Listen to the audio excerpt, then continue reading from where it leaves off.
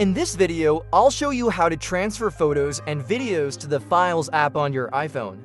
This is a great way to free up space while keeping your photos and videos synced with iCloud.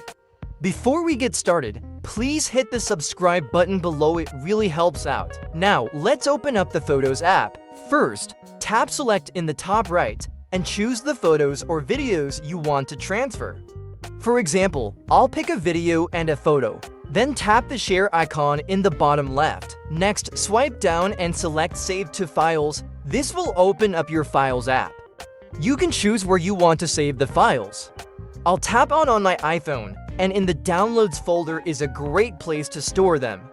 Once you've selected your folder, just hit Save. Now let me show you how to find them. Swipe to the app library, search for the Files app, and open it.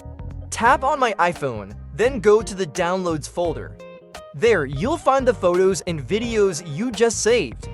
Keep in mind that the photos and videos are still in your Photos app, so you can delete them from there if you need to free up space, but you'll have a copy safely stored in the Files app. I hope this helps. If it did, hit the like button below and leave a comment if you have any questions. Thanks for watching.